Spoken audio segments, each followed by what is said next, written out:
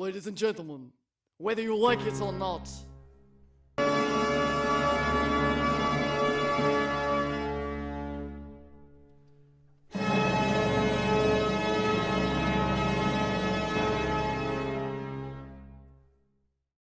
Greetings, gentle viewers. Now, some people have asked why internet reviewers, who are just silly people in their houses, seem to get involved with crazy plots, have superpowers, or are supervillains.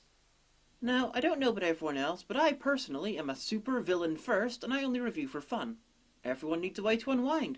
Even people who just turned everyone in Lebanon whose name starts with the letter W into sex slaves. The difference between me and a regular internet reviewer is while they have bad acting, terrible audio and a shitty camera, it's because they can't do any better. Well, I do all that to blend in with the crowd. Well, the bad camera and the audio is to blend in, and the set looks so much like a blank wall that you wouldn't believe that it's actually hyper-advanced CGI. And mere feet for I'm trying to create an army of chimp-human super hybrids. Oh, Mr. Bananas. Shut the fuck up! I'm trying to do my internet review show! So yeah, the bad acting is mine. And Alistair's. Mostly Alistair's. But this is something I do to unwind, to relax. I enjoy this. This isn't what I do. I kill puppies. I just do this to relax. And to impress a dominatrix I know. So, what does this have to do with Starrbooty, the film I'm reviewing tonight? To be honest, not a whole lot. I just thought the review wasn't quite long enough. The only other thing is that some of the words I've used in the sequence are also used in the film. Words like people, the, and even between. So I'll end by saying this. Drag. When a man wears something that a lesbian won't. This is Starrbooty, and the chances are you've not seen very much like it.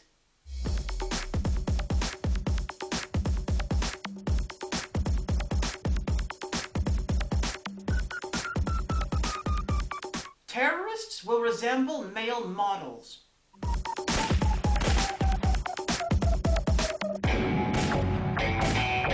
RuPaul will discover cold fusion!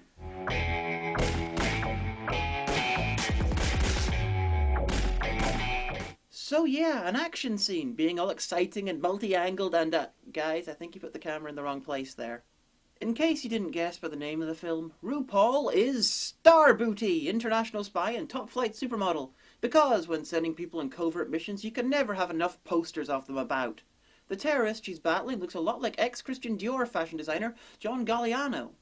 He was fired in February for being an anti-Semitic douche. Maybe it is John Galliano.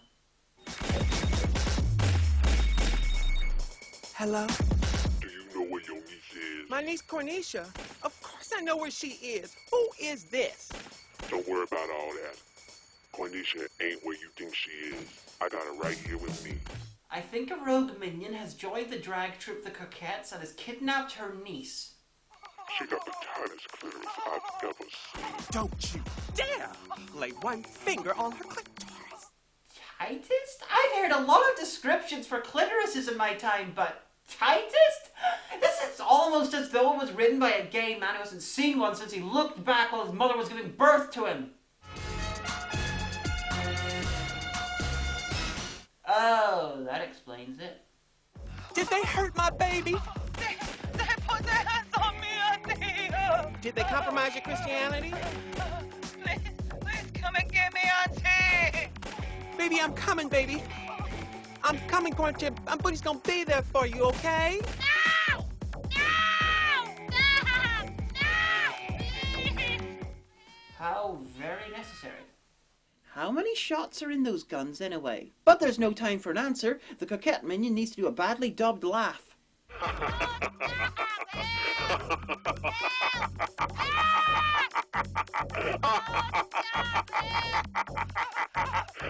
I'm gonna hunt you down like a hungry crack whore, looking for her baby daddy on payday. You got that ass back. Minion, note down that insult for future use. Mistress, how many F's are in whore? Because the terrorist is the bad guy, his infinite ammo eventually runs out. And Starrbooty says the least politically correct thing I've heard in minutes. Come on, towelhead, I'm gonna whoop your motherfucking ass, nigga!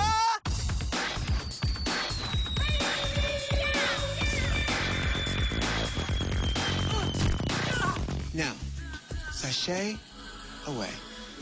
Golden eye, I found his weakness. Golden eye, he'll do what I please. Golden eye, no time for sweetness, but a bitter kiss will bring him to his knees.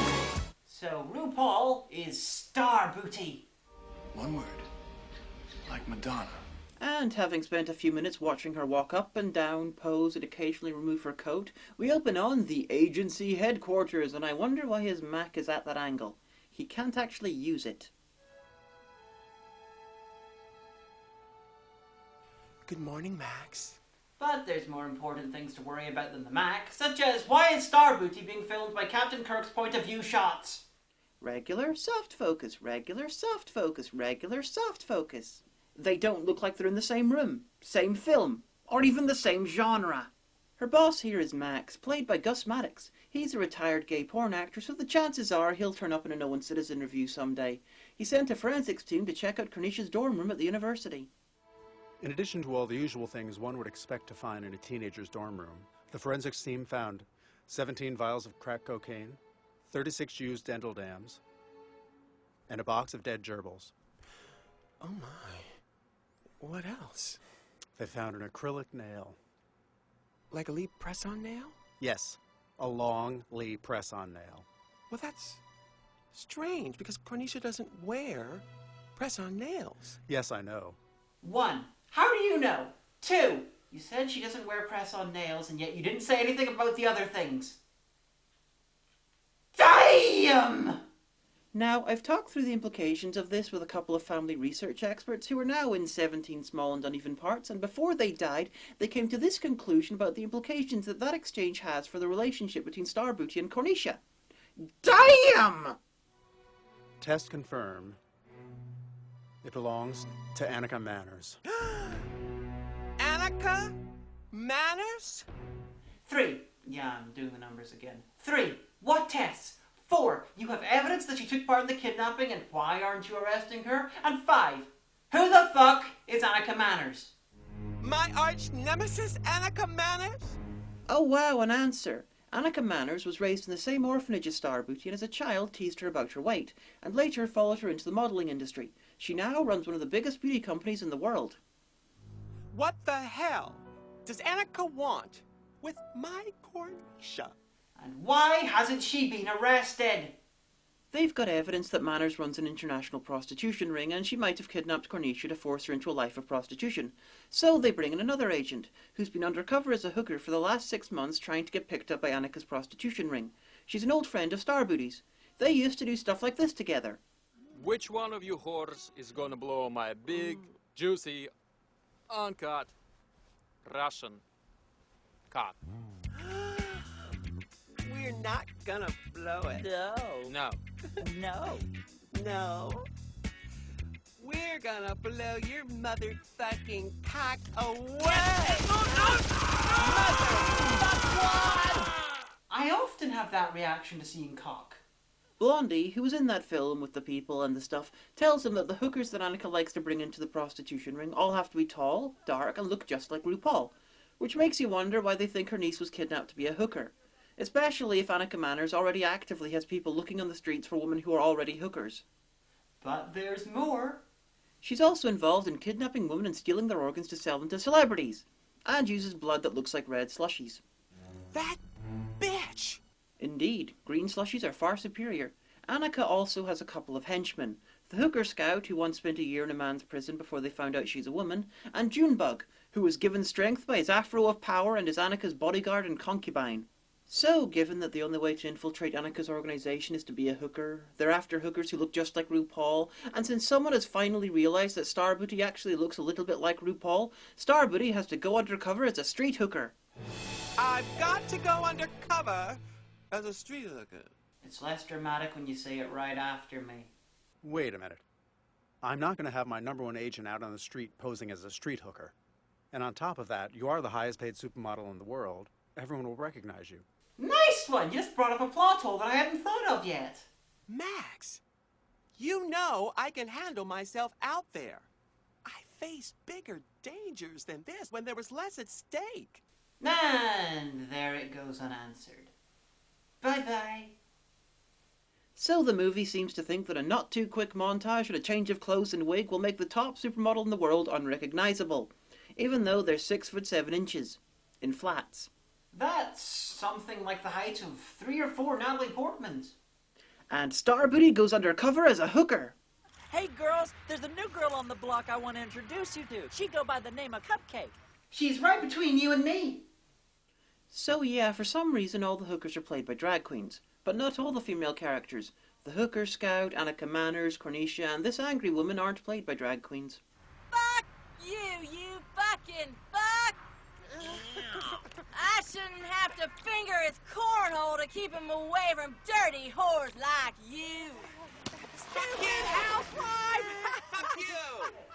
I don't know what's funnier, that was the best take, or the fact that she looks like she was staring about 10 feet to the right.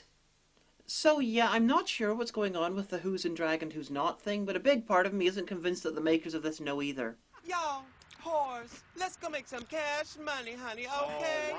Oh, hell yeah! That sounds like a cue for a prostitution montage! Hey, hey, baby, make that pussy pop. Hey, hey, baby, make that pussy pop.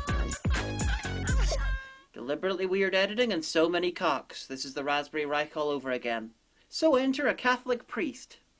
Bitches and whores always have me Lucky Charms.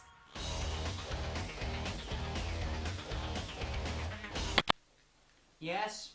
I felt a disturbance in the humours, like millions of jokes crowded at once and were suddenly silenced. Are you watching Starrbooty?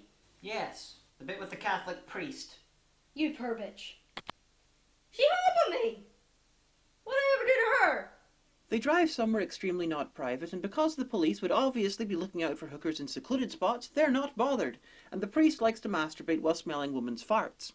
It's heaven, I tell you. Pure heaven. Down with this sort of thing. Careful now. I've said it before and I'll say it again. A Catholic priest is attracted to women? Madness!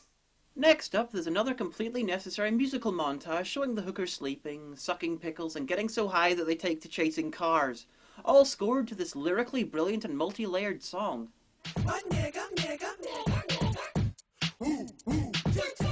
And finally, Starrbooty is paid by a leatherman to let him lick her feet while she uses an exercise bike, and step on his balls. This requires proper musical accompaniment.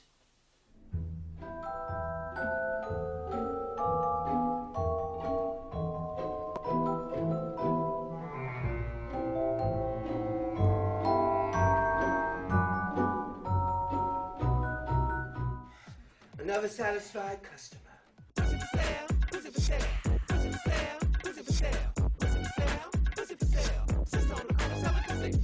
And as you can doubtlessly tell, these musical hooking montages are getting more and more necessary.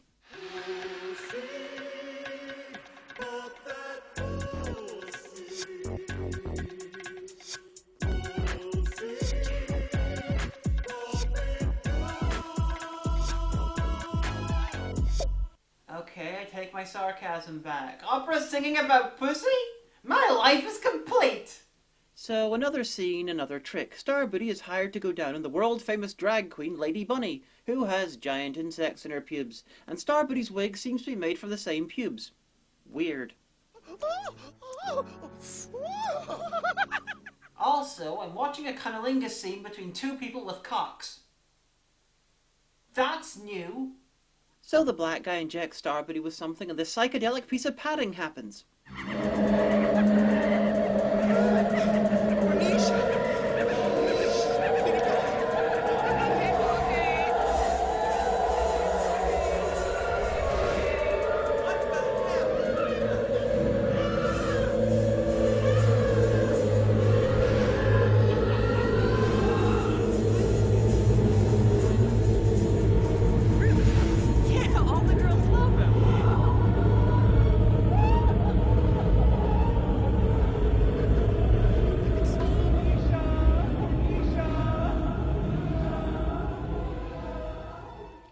So back to the hooking, thankfully a much shorter montage this time, although no opera singing about pussy, more's the pity.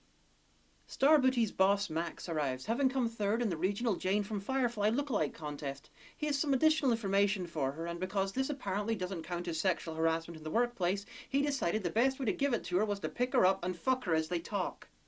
Because she doesn't have a house, or anything that he could visit. Do you want it all? Give me all the information you have! You want it all? I guess you could say that she's pumping him for information. It's the avatar of decent humor again. Basically, we find out that Cornetia is actually Starbooty's adopted niece. And her biological mother is Annika Manners, who is actually Starbooty's biological sister. Even though these two look less like siblings than Keanu Reeves and Denzel Washington. So finally back with the hookers. Dun dun dun, minion, you can be replaced. So finally back with the hookers, the other blonde one's having a little trouble with her pimp. Every time you don't meet your quota, it tears my heart apart. And it hurts. It hurts. And it makes me want to hurt somebody. Her very Jewish pimp. Come here, Boogie. Let me talk to you. Come here. Bubba, let me talk to you. Come here, let me see up on them. Don't! He's a complicated Jew, but no one understands him but his mother. Cause he's a bad mother. Hey, schmuck! Huh? I don't know about no quota, but I do know Taekwondo! Who's the certified, circumcised, living that's a sex machine to all the chicks? Amen. He's just trying to do some good, helping brothers in the hood. Right on. Sashay away. So Starbooty then explains the benefits of feminism, standing on your own 2 feet, and taking no crap from anyone. I'm out here on my own, making my own money, okay? I don't need no man. You don't need no man taking your money, beating your ass, taking your money. Because why? Because the sisters are doing it for who? Themselves. Of course, the fact that she's 6'7", is an expert martial artist, and that she's an international super spy has no bearing on the fact that she can give that speech. Minion, start the unnecessary music video. Yes, mistress!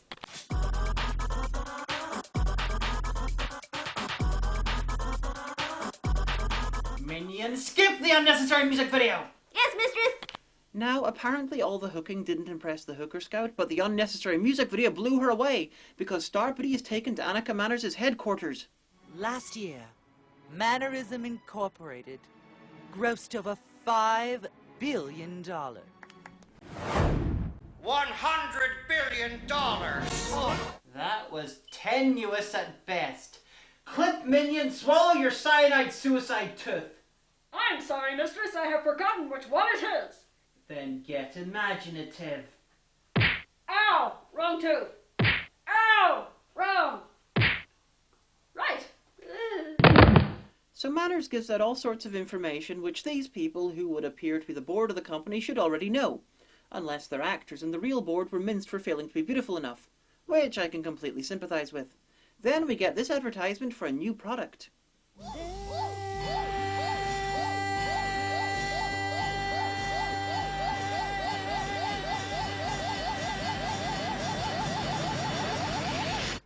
Work it, turn it, spin it out. Ow! Ah! Musical whiplash! Ah! Ah! Ah! Ah! So the hooker scout and Starrbooty arrive and talk with Annika Manners and Junebug, and from certain shots the meeting seems to be taking place inside the Matrix. Being asked about hooking makes Starrbooty do a 2-minute soliloquy about how much she likes to suck cock, which I'm sure the hetero male members of the audience would love to see, but fuck them because I'm doing the editing. You know, I'm always looking for a gorgeous girl with a strong, horse-like work ethic. And you clearly fit the bill. I didn't add that. I did that. Starrbooty is asked to stay for dinner so they can discuss her joining Annika's stable of high-class escorts, or possibly be harvested for organs for celebrities to use, I'm not really sure which. I'm too busy wondering why no one ever recognises Starrbooty, not even the woman who lived with her for 18 years in an orphanage. Diesel, show Cupcake to the guest quarters. I hope you have some of that kiwi-flavored douche up in that guest bedroom. I'll freshen all the way up. After Starrbooty goes to freshen up, Annika gets on the phone and reveals that she knows who Starrbooty is. And since she doesn't seem at all surprised, it would seem that she's known for a while. And since she never went down to see the hookers, someone else must have recognised her to tell her that Starbooty's been hooking. So exactly how many people have recognised Starbooty but been too polite to tell her? I guess this makes sense for Johns. They get to fuck a supermodel for street hooker prices. Sometime before dinner, Starrbooty goes searching for evidence.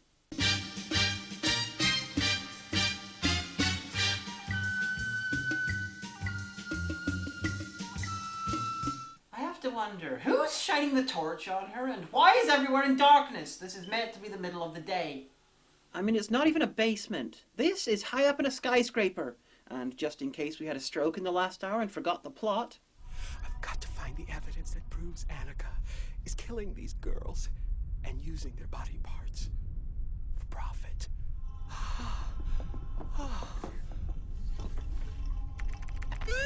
Ooh, girl, you got she-mail. So Starrbooty uses the computers to work out that the body parts taken from the hookers are actually being used in beauty products. Fucking stop that! She was such a good hacker that she finds all this out without interrupting the screensaver on the computer. And then she finds out that Cornicia's clitoris has been arranged to be sold. She's already sold Cornicia's between me down there. Yes, Mrs. Vandervolt, I promise. The snatch I have for you has barely been used. It's not even 20 years old yet. Then the dinner scene, filmed like all great dinner scenes in a room made of curtains. Starrbooty drinks several glasses of liquor because being drunk is great for battling crime, and then does Annika's nails because you want your arch-nemesis to have easy access to talons. Annika then reveals that she knows who Starrbooty is. Fuck! Right! That's it! Hurry! Fuck!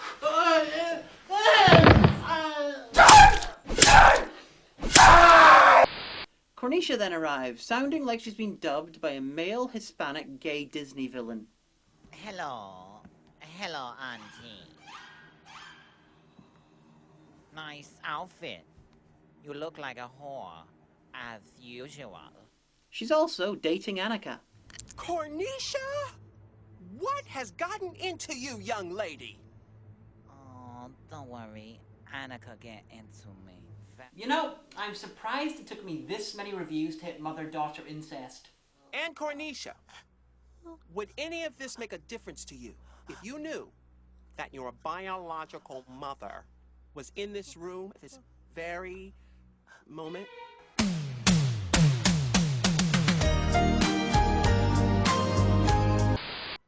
Which one of you bitches is my mother? No, no, no. It can't be.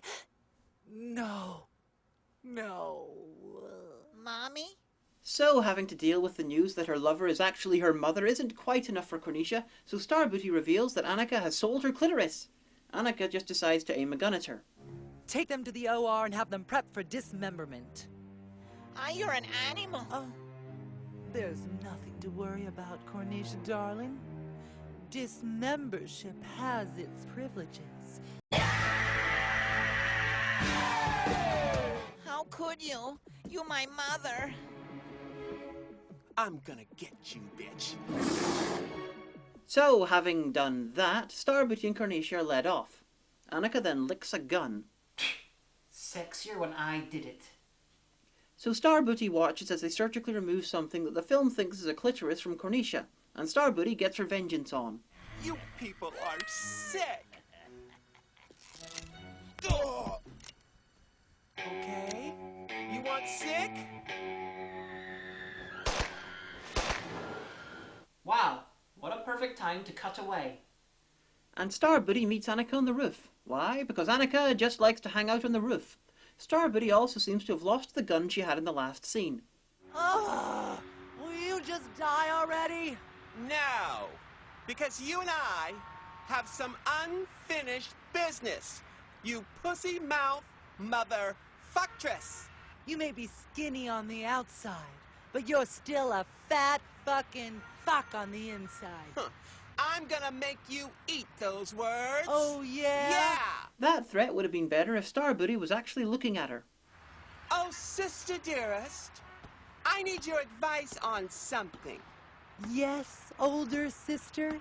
What is it? Do you think a black belt would go with this outfit?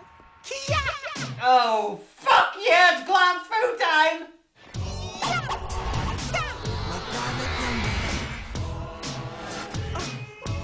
Day or night. I need some Killer Instinct, Terry. Have you with me, Swift?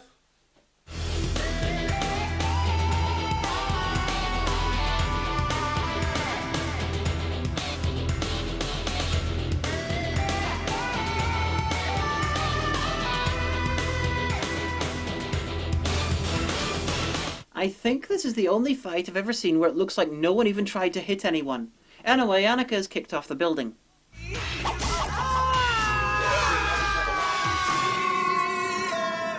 Now, sashay away.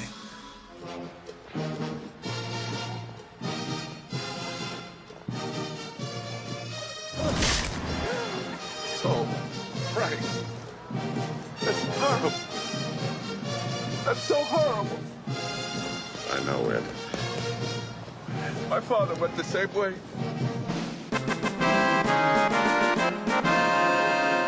So they give Cornicia a pussy transplant from Annika, even though the original was just removed and still in the operating theatre, and they could have fooled me, but apparently there was a romance between Max and Starrbooty. What about you and me, Starrbooty? Where do we go from here?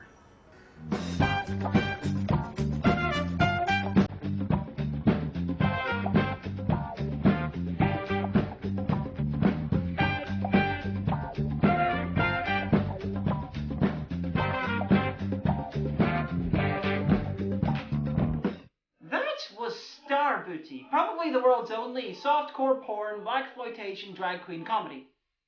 This film is awesome. Overly long, very stupid, full of padding and terribly acted, but it's still awesome. If you like the kitsch, or silly films, or RuPaul, or just camp, you'll probably get a kick out of it. If you'd rather have something like The Seventh Seal, then you should probably just watch The Seventh Seal. I'm Demon the Hagan, and I have to live with that.